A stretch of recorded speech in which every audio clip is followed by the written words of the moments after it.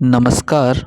इस वीडियो के माध्यम से हम इतिहास का तीसरा भाग आधुनिक भारत का इतिहास के कुछ महत्वपूर्ण फैक्ट देख रहे हैं। पहला जो है, व्यापार हेतु समुद्र मार्ग से भारत आने वाले प्रथम यूरोपीय कौन थे? तो ये थे पुर्तगाली। यूरोप से भारत आने के लिए समुद्री मार्ग की खोज किसके द्वारा की गई? तो ये की गई वास्को डी गामा। इसका आगमन जो है ये 17 मई 1498 को हुआ। अच्छा, कालीकट बंदरगाह के तट पर किसने वास्को डी गामा का स्वागत किया? तो ये जो थे ये जमोरिन थे। पुर्तगालियों ने भारत में सर्वप्रथम अपनी व्यापारिक कोठी कहाँ स्थापित की थी? तो ये की थी कोचीन में। पुर्तगालियों ने कहाँ की थी? कोचीन में। पुर्तगाली उपनिवेश का प्रथम वायसराय भारत में कौन नियुक्त हुआ? तो ये नियुक्त हुआ फ्रांसिस्को डी अल्मीडा। अच्छा, अब यहाँ जो क्वेश्चन हैं ये हैं, वास्को डी गामा ने क्या खोजा? तो वास्को डी गामा ने भारत खोजा। कोलंबस इसने अमेरिका खोज लिया। कैप्टन कुक ने ऑस्ट्रेलिया खोज लिया। तस्मान ने तस्मानिया और न्यूजीलैंड खोज लिया। और बार्थोलोम्यू डियाज ने क्या खोजा? केप ऑफ गुड होप खोजा। ठीक है। अच्छा, इसके बाद जो है पुर्तगाली उपनिवेश का प्रथम वायसराय भारत में कौन नियुक्त हुआ? तो ये हुआ फ्रांसिस्को डी अल्मीडा हुआ। ठीक है। अच्छा, इसके बाद भारत में तंबाकू की कृषि एवं प्रिंटिंग प्रेस को प्रारंभ करने का श्रेय जो है पुर्तगालियों को दिया जाता है। और भारत में प्रथम प्रिंटिंग प्रेस की स्थापना 1556 में कहाँ की गई? गोवा में की गई। अच्छा, हिंद महासागर में व्यापार को नियंत्रित करने के लिए शांत या नीले जल की नीति किसने लागू की? तो ये नीले जल की नीति जिसने लागू की वो था फ्रांसिस्को दा अल्मीडा ने। भारत में पुर्तगाली शक्ति का वास्तविक संस्थापक जो है वो अल्बुकर्क को माना जाता है।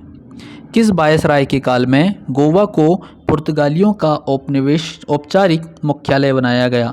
तो नीनो डी कून्हा के काल में। पुर्तगालियों ने हिंद महासागर क्षेत्र में व्यापार का नियंत्रण स्थापित करने के लिए कार्टेज अरमेडा काफिला पद्धति प्रारंभ की। पुर्तगालियों के पश्चात भारत में व्यापार करने आए डच कहाँ के निवासी थे? तो ये हॉलैंड के थे, जो वर्तमान में नीदरलैंड कहलाता है। अच्छा, नीदरलैंड में किसका मुख्यालय है? तो नीदरलैंड के हैग में जो है अंतर्राष्ट्रीय कोर्ट, अंतर्राष्ट्रीय न्यायालय का है, याद रखना। एक नागेंद्र सिंह हमारे यहाँ के थे वहाँ जज। अच्छा, पुर्तगाली ईस्ट इंडिया कंपनी ये कहाँ से आई? ये पुर्तगाली से आई। ये बहुत इंपॉर्टेंट, यहाँ से एक क्वेश्चन बन जाएगा, याद रखना। अच्छा, इसकी स्थापना 1498 में और इसकी प्रथम फैक्ट्री कहाँ लगाई गई? कोचीन में। और एक जो आई अंग्रेजी ईस्ट इंडिया कंपनी, इसको बोलते थे the governor and company of merchant of London trading into the east Indies. तो ये ब्रिटेन से आई, 1600 में आई। और कहाँ इसने अपनी फैक्ट्री बनाई? ये बनाई सूरत में। एक है United East India Company of Netherland, ये हॉलैंड से आई, 1602 में मसूलीपट्टनम में इसने पहली अपनी फैक्ट्री बनाई। एक है डेनिस, ये डेनिस डेनमार्क से आए थे, 1616 में त्रावणकोर में इनने फैक्ट्री बनाया। और फ्रांसीसी जो थे ये फ्रांस से आए थे 1664 में, और सूरत में इन्होंने क्या बनाई? फैक्ट्री बना ली। तब यूरोपीय व्यापारियों का भारत आगमन का क्रम जो है, सबसे पहले पुर्तगाली आए 1498 में, फिर डच आए, ठीक है, फिर आए ब्रिटिश, फिर डेनिस आए, फिर फ्रांसीसी आए और फिर स्वीडिश आए। ठीक है। अच्छा, यूरोपीय शक्तियों में भारत में पुर्तगाली कंपनी ने सर्वप्रथम 1498 में प्रवेश किया। और भारत में सबसे अंत में किसने किया? 1961 में भी। मतलब देखो, ये सबसे पहले आई और सबसे लास्ट तक रही है। कब रही है? ये रही हमारे यहाँ 1961 तक, है ना। 1961 में हम लोग ने गोवा को आज़ाद किया पुर्तगालियों से, याद रखना। अच्छा, फिर किस यूरोपीय शक्ति द्वारा भारत से मसालों के निर्यात के स्थान पर कपड़ों के निर्यात को प्राथमिकता दी गई? तो ये डचों द्वारा दी गई। भारत के साथ व्यापार के लिए सर्वप्रथम संयुक्त पूंजी कंपनी किसने आरंभ की? तो ये डचों ने की। वर्ष 1759 में एक बेदरा का युद्ध हुआ है। ये किन दो यूरोपीय शक्तियों के मध्य लड़ा गया? तो ये डच और अंग्रेज के मध्य लड़ा गया। लंदन में ब्रिटिश ईस्ट इंडिया कंपनी के गठन के समय भारत का सम्राट जो था वो अकबर था। ठीक है। अच्छा, प्रमुख शहरों के संस्थापक, यहाँ से क्वेश्चन बन जाता है। ठीक है, तो यहाँ से क्वेश्चन बनेगा, कलकत्ता का संस्थापक कौन है? जॉब चारनॉक। मद्रास का फ्रांसिस डे, नई दिल्ली का एडविन लुटियंस और हर्बर्ट बेकर, और बम्बई का क्या होगा, गेराल्ड अंगियार। अच्छा, यूरोपवासियों के लिए सर्वोत्तम सोरा और अफीम प्राप्ति का मुख्य क्षेत्र था बिहार। ठीक है।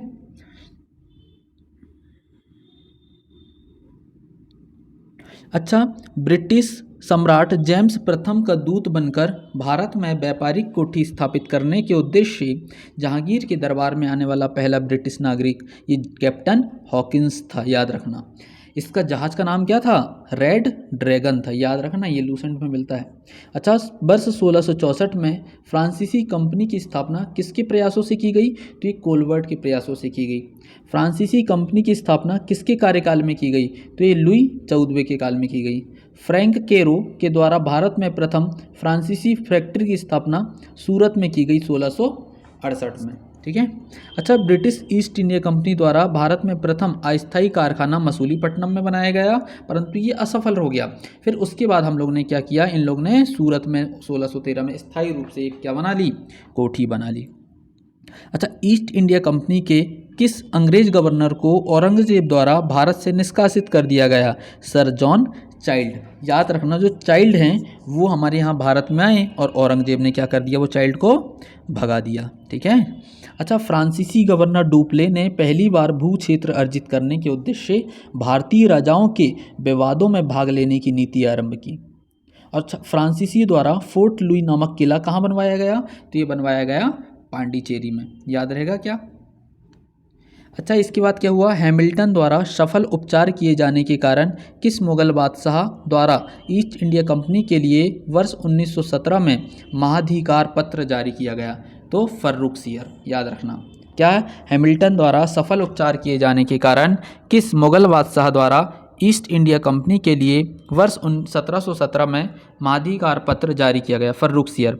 1661 में इंग्लैंड के राजा चार्ल्स द्वितीय का विवाह पुर्तगाली राजकुमारी कैथरीन के साथ हुआ। इस अवसर पर पुर्तगालियों ने चार्ल्स द्वितीय को दहेज के रूप में बम्बई द्वीप प्रदान किया और 1668 में चार्ल्स द्वितीय ने 100 पाउंड वार्षिक किराया लेकर बम्बई ईस्ट इंडिया कंपनी को दे दिया। अच्छा, पांडिचेरी का प्रथम गवर्नर कौन था, फ्रांको मार्टिन, ये तो पता ही होगा। पुर्तगालियों को शॉली के स्थान पर किस अंग्रेज अधिकारी ने पराजित किया, तो थॉमस बेस्ट ने। जो बेस्ट होगा वही तो शॉली को पराजित किया गया। अच्छा, एक बेदरा का युद्ध पढ़े थे हमने, अभी क्या गया, बांडीवास का युद्ध ने अंग्रेजों ने किसे पराजित कर दिया, फ्रांस को। कर्नाटक का युद्ध किन के मध्य लड़ा गया, तो अंग्रेज एवं फ्रांस के मध्य लड़ा गया।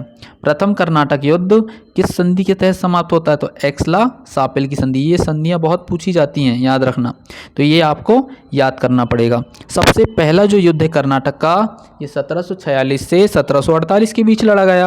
अच्छा, इसका कारण क्या था, क्यों लड़ा गया, तो एक ऑस्ट्रिया है, याद रखना, यूरोप में, जिसकी राजधानी वियना है और यहाँ एक ओपेक का मुख्यालय है ना, पेट्रोलियम वाला, तो उसके उत्तराधिकार का युद्ध चल रहा था, है ना। तो उसके कारण हमारे भारत पर उसका प्रभाव पड़ा और जो फ्रांस और ब्रिटेन की जो कंपनियां, मतलब जो कंपनियां थी हमारे यहाँ, वो आपस में लड़ने लगी।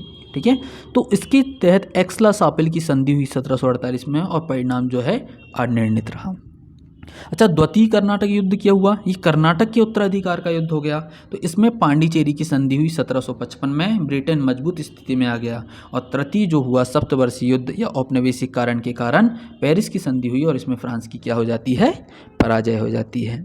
ठीक है। तो कर्नाटक के युद्ध से क्वेश्चन बनते हैं कि भाई संधि, अब पूछ लेगा वो कि पेरिस की संधि कौन से युद्ध में हुई, तो कर्नाटक के तृतीय युद्ध में हुई। कई बार और कठिन क्वेश्चन पूछता है तो बोलता है कि पेरिस की संधि कौन से सन में हुई, तो ये 1763 में हुई। पूछ लेता पांडिचेरी की संधि किन के मध्य हुई, फ्रांसीसी और ब्रिटिश लोग के मध्य। ठीक है। अच्छा, अंग्रेजी कंपनी का governor and company of merchant of London trading into the east Indians company रखा गया। कभी कभी ये भी पूछ लेता है पर जनरली नहीं पूछा जाता, ये संधियाँ बहुत इंपॉर्टेंट है। अच्छा, अब पढ़ते हैं ईस्ट इंडिया कंपनी और बंगाल के नवाब। यहाँ से भी क्वेश्चन बहुत सारे बनते हैं, इसलिए हमने सर्वप्रथम आधुनिक भारत ही उठाया, क्योंकि यहाँ से ज़्यादातर क्वेश्चन बनेंगे। अगर एक बार आप ओवरव्यू से पढ़ लिए होंगे हिस्ट्री, तो ये क्वेश्चन जो है आपको बहुत आसान लगते होंगे। ठीक है। अच्छा, मुगल सम्राट द्वारा स्वतंत्र रूप से नियुक्त बंगाल का अंतिम गवर्नर कौन था, तो ये था मुर्शिद कुली खां, 1717 से 1727। मुर्शिद कुली खां ने अपनी राजधानी ढाका से कहाँ स्थानांतरित कर दी, तो ये ढाका से कहाँ चला गया, मुर्शिदाबाद चला गया। बंगाल के किस गवर्नर ने यूरोपियों की तुलना मधुमक्खियों से कर दी? सोचो, तो अलीवर्दी खां, है ना। तो इस जो अलीवर्दी खां था, इसने जो है यूरोपियों की तुलना जो मधुमक्खियों से कर दी। क्यों कर दी? क्योंकि हमारे यहाँ क्या है, बहुत सारा वो मिलने लगा था, क्या, मसाला। तो मसाले के लिए वो आ गए और उनको पता चला कि यहाँ तो बहुत सारा धन है, तो फिर वो सब आने लगे, तो मधुमक्खियों की तरह क्या होने लगे, हमारे यहाँ झूमने लगे। तो इसलिए जो अलीवर्दी खां है, इसने यूरोपियों की तुलना किससे कर दी? मधुमक्खियों से कर दी। अच्छा, ऐसा कौन सा शासक था जिसने ढाका से मुर्शिदाबाद अपनी राजधानी स्थानांतरित कर दी थी? तो वो कौन था? मुर्शिद कुली खां। अच्छा, 20 जून 1756 को प्रसिद्ध ब्लैक होल की घटना, ये बहुत मतलब हालांकि ये कलंक भी है हमारे ऊपर, ये सिराजुद्दौला ने किया था। इसमें 123 लोग जिंदा मतलब कमरे के अंदर मतलब बंद कर दिए गए, और उसमें से बहुत सारे मतलब ज़्यादातर लोग तो उनकी डेथ हो गई थी।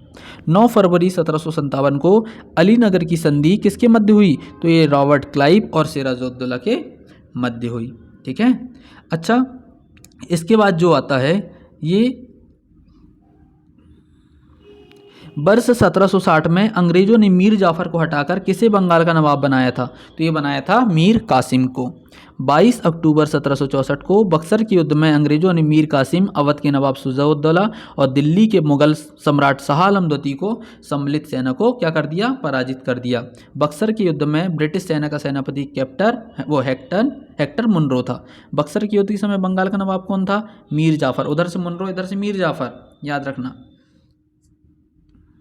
अच्छा, भारतवर्ष में ब्रिटिश साम्राज्य का संस्थापक लॉर्ड रॉबर्ट क्लाइव को माना जाता है, जिसने प्लासी की युद्ध मतलब 23 जून 1757 में बंगाल के नवाब सिराजुद्दौला को पराजित कर पहली बार भारत में ब्रिटिश प्रभुत्व की क्या कर दी? नींव रखी। ठीक है। अच्छा, प्लासी के युद्ध के समय बंगाल के नवाब का सेनापति कौन था जिसने युद्ध में विश्वासघात किया? तो ये मीर जाफर हुआ। प्लासी के युद्ध के समय मुगल बादशाह कौन था? तो आलमगीर द्वितीय था। प्लासी युद्ध के पश्चात बंगाल का नवाब कौन बना? तो ये मीर जाफर बना। और भारत में ब्रिटिश प्रभुत्व की शुरुआत किस युद्ध से मानी जाती है? तो ये प्लासी के युद्ध से मानी जाती है। बक्सर के युद्ध के पश्चात इलाहाबाद की प्रथम संधि मुगल सम्राट शाह आलम द्वितीय, बंगाल के नवाब नजमुद्दौला और क्लाइव के मध्य तथा इलाहाबाद की द्वितीय संधि क्लाइव और अवध के नवाब शुजा-उद-दौला के मध्य हुई। किस संधि के तहत अंग्रेजों को बंगाल, बिहार और उड़ीसा की दीवानी प्राप्त थी? तो ये इलाहाबाद की संधि के तहत। स्वर्ग से उत्पन्न सेनानायक किसे कहा जाता है? तो रॉबर्ट क्लाइव को कहा जाता है। इलाहाबाद की संधि के पश्चात बंगाल में द्वैत शासन की स्थापना किसके द्वारा की गई? तो ये रॉबर्ट क्लाइव के द्वारा की गई। याद रहेगा क्या? अच्छा, अब देखो प्रमुख घटनाएं और उनकी तिथियां। ठीक है। अगर पेपर आएगा तो उसमें ये घटनाएं की डेट पूछी जाती है। आजकल तो ये सन भी नहीं पूछता, ये डेट के साथ जैसे बोलेगा 20 जून 1756, फिर 20 मई 1756, तो ऐसे में बच्चा कंफ्यूज हो जाएगा। तो ब्लैक जो होल की घटना है, ये 20 जून 1756 को, अलीनगर की संधि 9 फरवरी 1757 को, प्लासी का युद्ध 23 जून 1757 को, बक्सर का युद्ध 22 अक्टूबर 1764 को, इलाहाबाद की प्रथम संधि 12 अगस्त 1765 को, इलाहाबाद की द्वितीय संधि 16 अगस्त 1765 को, बनारस की संधि 1773 को होती है। अच्छा, उत्तर मुगलकालीन राज्यों के संस्थापक देखो, बंगाल का कौन था? मुर्शिद कुली खां। इसने क्या किया? अपनी राजधानी ढाका से मुर्शिदाबाद ले गया। हैदराबाद निजामुल मुल्क चिनकिलिच खां जिसको बोलते थे। भरतपुर में चूड़ामन बदन सिंह, ये पूछे जा सकते हैं। सादतुल्ला खां, कर्नाटक का अवध का सादत खां, जयपुर का सवाई राजा सिंह, है ना, राजा जय सिंह है। अच्छा, ये मैसूर का कौन था बताओ? हैदर अली था, याद रखना। कौन था? हैदर अली। ठीक है। अच्छा, 1842 से 44 तक गवर्नर जनरल रहे लॉर्ड एलनबरो का कार्यकाल कुशल आक्रमणीयता की नीति का काल माना जाता है। ठीक है। अच्छा, अब देख लेते हैं क्षेत्रीय राज्य पंजाब एवं मैसूर। अच्छा, क्षेत्रीय राज्य पंजाब और मैसूर। ठीक है। अच्छा, सिख साम्राज्य का संस्थापक किसे माना जाता है? तो ये महाराजा रणजीत सिंह को माना जाता है। महाराजा रणजीत सिंह किस मिसल से संबंधित थे? तो ये सुकरचकिया मिसल से संबंधित थे। महाराजा रणजीत सिंह के राज्य की राजधानी लाहौर में स्थित है। महाराजा रणजीत सिंह ने सुप्रसिद्ध कोहिनूर हीरा किससे प्राप्त किया था? तो ये शाह शुजा से प्राप्त किया था। 25 अप्रैल 1809 को अमृतसर की संधि किन के मध्य संपन्न हुई? तो ये महाराजा रणजीत सिंह तथा अंग्रेजों के मध्य संबंध हुई। अच्छा, इसके बाद महत्वपूर्ण संधियां हैं। पुरंदर की संधि 1665 में होती है। बड़गांव की संधि है सलवाई की 1782 में होती है। देवगांव की संधि 1803 में होती है। सुरजी अर्जुन गांव की संधि 1803 में होती है। पूना की संधि 1817 में। लाहौर की संधि 1806 में। फिर इसके बाद क्या होता है, लाहौर की संधि हो जाती है, अमृतसर की संधि हो जाती है। ये अमृतसर की 1809 में होती है। अच्छा, महाराजा रणजीत सिंह एक धर्मनिरपेक्ष शासक थे, इसलिए उन्होंने कहा था कि ईश्वर की इच्छा थी कि मैं सब धर्मों को एक निगाह से देखूं, इसलिए उसने दूसरी आंख की रोशनी ले ली। वर्ष 1845 में प्रारंभ हुआ प्रथम आंग्ल सिख युद्ध के दौरान भारत का जो गवर्नर जनरल था वो कौन था? लॉर्ड हार्डिंग प्रथम, याद रखना, ठीक है। अच्छा, प्रथम आंग्ल सिख युद्ध किस संधि द्वारा समाप्त हुआ? तो ये लाहौर की संधि हुई, याद रखना, 1806 में। बाकी संधि याद करो, उससे नहीं है, परंतु जो युद्ध के दौरान संधियाँ हुई, जैसे लाहौर की संधि, ये तो बहुत इंपॉर्टेंट है ना। अच्छा, महाराजा रणजीत सिंह का उत्तराधिकारी कौन हुआ? तो ये हुआ खड़क सिंह हुआ, याद रखना। द्वितीय आंग्ल सिख युद्ध किस गवर्नर जनरल के कार्यकाल में हुआ? तो ये हुआ लॉर्ड डलहौजी के काल में। 13 जनवरी 1849 को हुआ चिलियानवाला युद्ध में अंग्रेजी सेना का नेतृत्व किसके द्वारा किया गया? तो ये किया गया लॉर्ड गफ के द्वारा, चिलियानवाला का। सिख साम्राज्य का अंतिम शासक दलीप सिंह था। वर्ष 1849 में हुए ब्रिटिश साम्राज्य में सिख साम्राज्य के विलय के दौरान भारत का गवर्नर जनरल लॉर्ड डलहौजी था।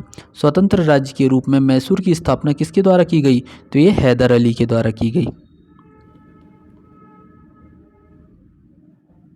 अच्छा, अब यहाँ से क्वेश्चन बनेगा, याद रखना। प्रथम आंग्ल मैसूर युद्ध, हैदर अली, ये आंग्ल मैसूर है, वो हमने सिख वाला पढ़ लिया। अब ये मैसूर वाला इंपॉर्टेंट है। तो पहला आंग्ल मैसूर युद्ध, इसमें मैसूर से कौन लड़ा था? हैदर अली, और इधर से लड़ा था लॉर्ड वेरेलस्ट। मद्रास की संधि हुई 1769 में। हैदर अली दक्षिण भारत का प्रथम शासक था जो अंग्रेजों से पराजित नहीं हुआ था। अच्छा, द्वितीय आंग्ल मैसूर युद्ध 1780 में होता है, 84 तक चलता है। हैदर अली फिर से लड़ा वॉरेन हेस्टिंग्स के काल में, इसमें मंगलोर की संधि हुई। हैदर अली की मृत्यु के बाद टीपू सुल्तान के नेतृत्व में युद्ध हुए। तृतीय आंग्ल मैसूर युद्ध होता 1790 में, टीपू सुल्तान लड़ता है और लॉर्ड कॉर्नवालिस आते हैं। श्रीरंगपट्टनम की संधि होती है, बहुत इंपॉर्टेंट है, ठीक है। अच्छा, इसके बाद श्रीरंगपट्टनम की संधि हो जाती है। टीपू सुल्तान की स्थिति कमज़ोर हो गई थी।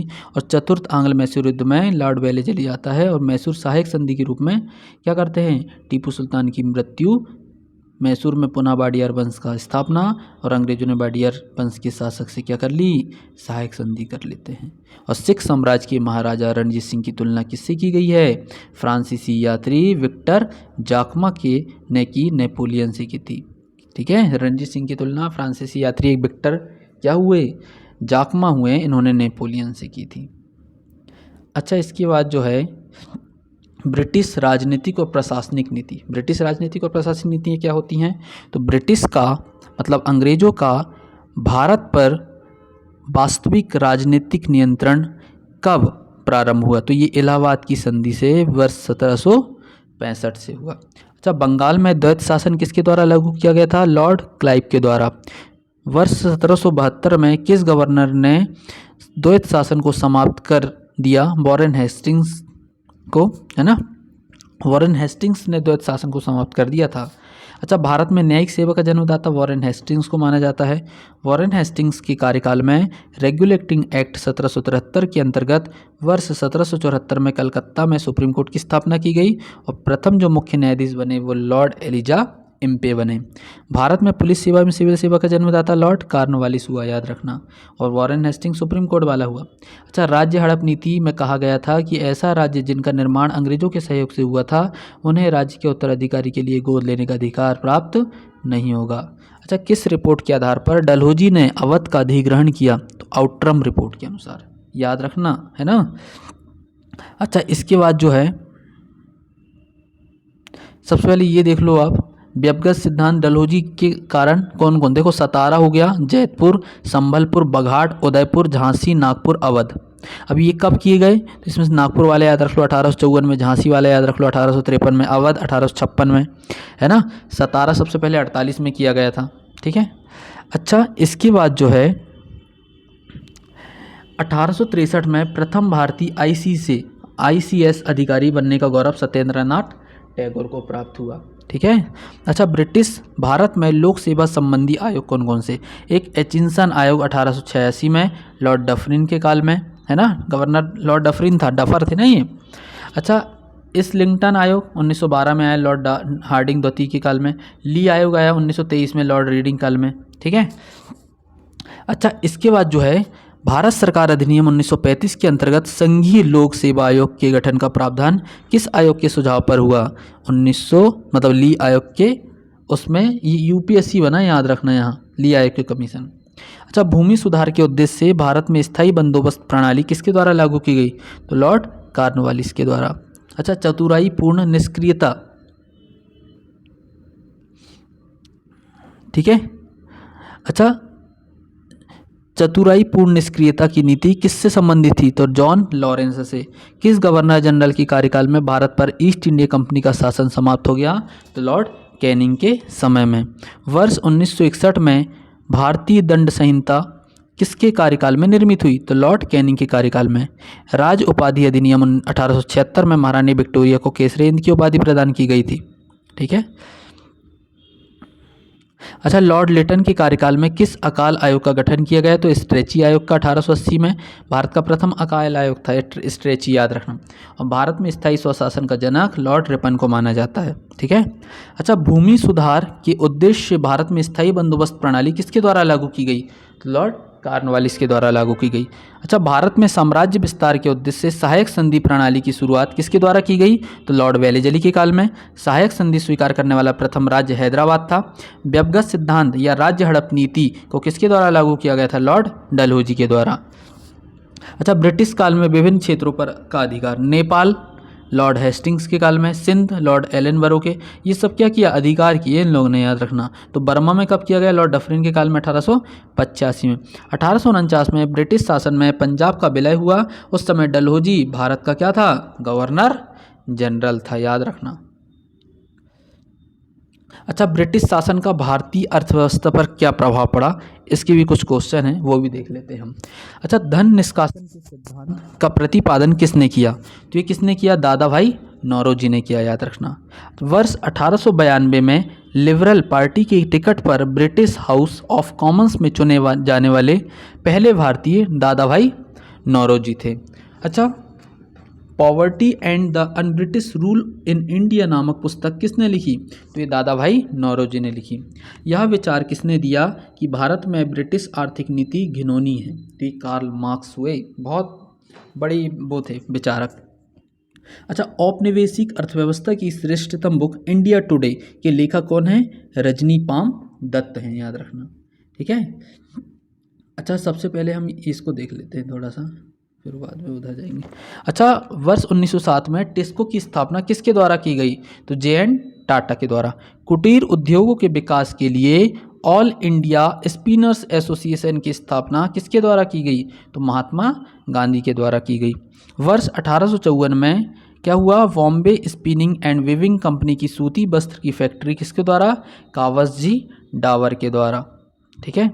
अच्छा, वर्ष 1865 में भारत का प्रथम जूट मिल कहाँ स्थापित किया गया? तो ये सेरामपुर पश्चिम बंगाल में। ठीक है। भारत का प्रथम चाय बागान 1833 में लागू किया गया, मतलब स्थापित किया गया। प्रथम इतिहास के KM पणिकर ने 1765 या 72 के काल में के काल को क्या बोला? डाकू राज बोला। KM पणिकर, याद रखना। ठीक है। अच्छा, प्रमुख कृषि पद्धति तिनकठिया पद्धति क्या होती है? तिनकठिया पद्धति ये देखते हैं। इस प्रथा का के अंतर्गत चंपारण बिहार के किसानों को अपने अंग्रेज बागान मालिकों के अनुबंध पर अपनी भूमि के 3/20 भाग पर नील की खेती करना अनिवार्य होता था। अगर आपके पास 20 बीघा ज़मीन है तो उसमें 3 बीघा ज़मीन पर क्या करना पड़ेगा आपको? नील की खेती। और नील की खेती में कहा जाता है अगर इसको एक बार बो दिए तो कम से कम 5-7 साल तो इसमें कुछ मतलब खेती नहीं होगी, मतलब बंजर हो जाती है कुल मिला के, ये कहना है। अच्छा, एक है ददनी प्रथा। इस प्रथा के अंतर्गत ब्रिटिश व्यापारी भारतीय उप उत्पादकों, कारीगरों और शिल्पियों आदि से निर्मित माल प्राप्त करने के लिए अग्रिम तथा पेशगी के रूप में धन देते थे। अच्छा, वह कौन सी भू राजस्व व्यवस्था थी जो सर्वाधिक ब्रिटिश क्षेत्रों पर लागू की गई? तो रैयतवाड़ी व्यवस्था। स्थायी बंदोबस्त का सिद्धांत भू राजस्व के निर्धारण से हुआ है। ठीक है। अच्छा, भारत में रेलवे का जनक किसको बोलते हैं? रेलवे का जनक, रेलवे का जनक किसको बोलते हैं? रेलवे का जनक बताओ। लॉर्ड डलहौजी को भारत में रेलवे का जनक बोला जाता है, और डलहौजी के प्रयत्नों के कारण ही महाराष्ट्र में सन 1853 में बम्बई से थाने तक प्रथम रेल चलाई गई थी। ठीक है। गवर्नर जनरल वॉरेन हेस्टिंग्स ने इजारेदारी प्रथा, फॉर्मिंग सिस्टम का प्रारंभ भू राजस्व की वसूली के लिए क्या किया था? अच्छा, इसके बाद हम देख लेते हैं थोड़ा सा, ऐसे देख लेते हैं थोड़ा, है ना। अच्छा, ब्रिटिश कालीन भू राजस्व व्यवस्था क्या थी? देखो, स्थायी बंदोबस्त या जमींदारी प्रथा, एक रैयतवाड़ी और महालवाड़ी, इसके नाम याद रख लेना। स्थायी बंदोबस्त का कौन है? Lord Cornwallis. रैयतवाड़ी का कौन है? Thomas Munro. और महालवाड़ी का जो है वो कौन है? मैकेंजी। याद रहेगा क्या? लॉर्ड होल्ड मैकेंजी था। ठीक है। इसके बाद से ये तो नहीं पूछता है उतना नीचे का। अच्छा, ये इंपॉर्टेंट है, याद रखना। ये देखो, भूमि अधिग्रहण सदैव जमींदारों को दिया गया, और ब्रिटिश सरकार को राजस्व देने की जिम्मेदारी किसकी थी? जमींदार की। और यहाँ जिम्मेदारी किसान की थी, और यहाँ की थी? गांव के मुखिया की। बस। अच्छा, इसमें प्रभाव क्या क्या हुआ ये देखो। पारंपरिक अर्थव्यवस्था का विघटन हो गया, कृषकों की दरिद्रता आ गई, कृषि में ठहराव और अवनति आ गई, पुराने जमींदारों का उन्मूलन तथा नए जमींदारों का उदय हो गया, और जमींदारों का वाणिज्यीकरण हो गया। ठीक है।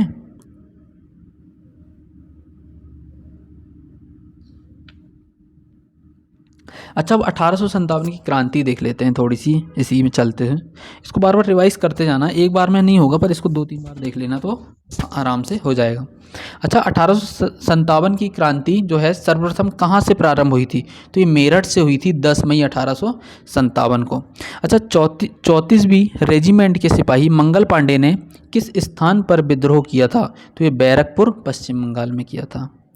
वर्ष 1857 के स्वाधीनता संग्राम के प्रतीक क्या थे? कमल और रोटी, ये प्रतीक था। 1857 के विद्रोह का तात्कालिक कारण क्या था? तो एनफील्ड राइफल में चर्बी वाले कारतूसों का प्रयोग। अंग्रेजों की शोषणकाली आर्थिक, राजनीतिक, धार्मिक और प्रशासनिक नीतियों के प्रभाव ने 1857 के विद्रोह को क्या कर दिया? जन्म दिया। ठीक है। अच्छा, 1857 के विद्रोह के समय भारत का गवर्नर जनरल कौन था? लॉर्ड कैनिंग था।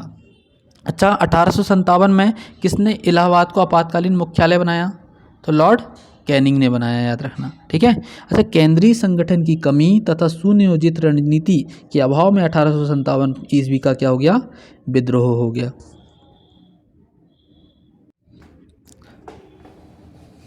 मतलब ये विद्रोह क्या हो गया? केंद्रीय संगठन की कमी और सुनियोजित रणनीति के अभाव में हुआ तो था, परंतु क्या हो गया? असफल हो गया। लखनऊ में 1857 की क्रांति का नेतृत्व बेगम हजरत महल ने किया था, याद रखना। 1857 के स्वाधीनता संघर्ष में प्रमुख भूमिका निभाने वाली रानी लक्ष्मीबाई का जन्म वाराणसी में होता है। रानी लक्ष्मीबाई का अंतिम युद्ध किसके विरुद्ध हुआ था? तो कैप्टन यूरोस के विरुद्ध हुआ, याद रखना। अच्छा, असम में 1857 की क्रांति का दीवान मनीराम दत्त ने किया, याद रखना।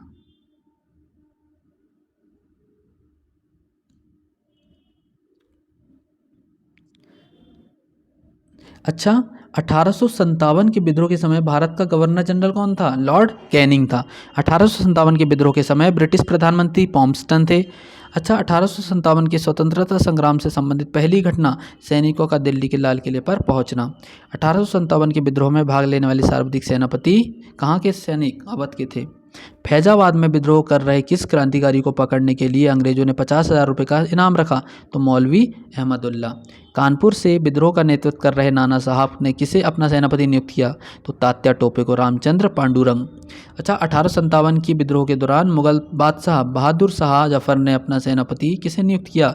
तो वक्त खां को, याद रहेगा। अच्छा, इसके बाद 1857 के विद्रोह के प्रमुख केंद्र व विद्रोही नेता दिल्ली में कौन था?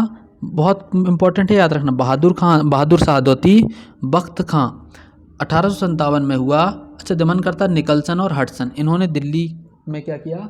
दमन किया। अच्छा, लखनऊ से कौन था? बेगम हजरत महल और बिरजिस कादिर। तो कैंपबेल ने इनका विद्रोह दमन कर दिया। झांसी से अपनी रानी लक्ष्मीबाई तात्या टोपे, जनरल ह्यूरोज ने क्या कर दिया? दमन कर दिया। कानपुर से तात्या टोपे और नाना साहब, तो इनको कैंपबेल ने किया। लियाकत अली, कर्नल नील ने किया। इलाहाबाद का लियाकत। फैज़ाबाद में मौलवी अहमदुल्ला, तो कर्नल नील। कुंवर सिंह, अमर सिंह, तो ये कौन था? विलियम टेलर और विंसेंट आयर। खान बहादुर खां, तो विंसेंट आयर था। अच्छा, इसके बाद फतेहपुर, अजीमुल्ला, जनरल रेनॉल्ड। और 1857 के विद्रोह के समय मुगल शासक बहादुर शाह जफर थे। इन्हें इस विद्रोह का अखिल भारतीय नेता माना गया।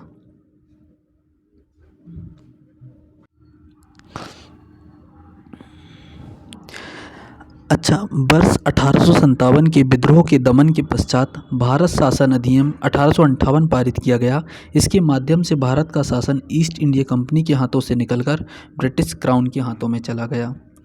महारानी विक्टोरिया ने भारतीय प्रशासन को ब्रिटिश ताज के नियंत्रण में लेने की घोषणा कब की थी? तो 1 नवंबर 1858 को की थी। अच्छा, वर्ष 1857 के विद्रोह के दमन के पश्चात भारतीय सेना का पुनर्गठन के लिए किस आयोग का गठन किया गया? तो पील आयोग का गठन किया गया। अच्छा, किसने 1857 के विद्रोह को स्वतंत्रता की पहली लड़ाई बोला? तो बीडी सावरकर ने बोला।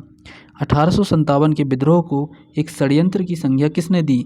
सर जेम्स आउट्रम और डब्ल्यू टेलर ने दी। तथाकथित प्रथम राष्ट्रीय स्वतंत्रता संग्राम ना प्रथम, ना राष्ट्रीय और ना ही स्वतंत्रता संग्राम था। ये किसने बोला? आर.सी. मजूमदार ने बोला था। तो भारतीय स्वाधीनता आंदोलन का सरकारी इतिहासकार एस.एन. सेन है।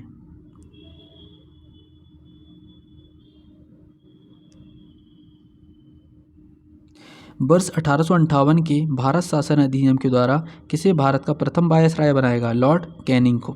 1857 के विद्रोह में कौन सा शायर अंग्रेजों का आलोचक रहा? तो मिर्जा गालिब। भारत के शिक्षित मध्यवर्ग तथा जमींदारों ने 1857 के विद्रोह में तटस्थता बनाई रखी।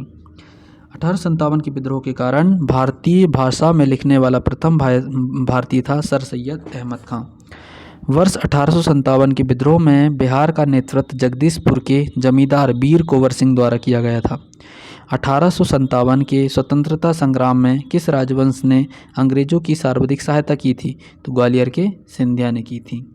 1857 विद्रोह पर प्रमुख आधारित मत हैं। Doctor SN. सेन क्या बोलते हैं? जो कुछ धर्म के लिए लड़ाई के रूप में प्रारंभ हुआ वह स्वतंत्रता संग्राम के रूप में समाप्त हुआ। अशोक मेहता, ये क्यों हुआ था पता है ना तुमको? चर्बी वाले कारतूस चबाने से मना कर दिया, तो इसलिए हुआ था। अच्छा, 1857 के विद्रोह का क्या स्वरूप राष्ट्रीय था? ये इनके वो हैं, बोले हैं इन लोगों ने। अच्छा, ये बताओ 1857 पर आधारित कुछ पुस्तकें। The great rebellion Ashok Mehta की है। First war of independence Vinayak Damodar की है। 1857 तो एस.एन. सेन की। Sipahi mutiny and the revolt of 1857 R C. Majumdar की।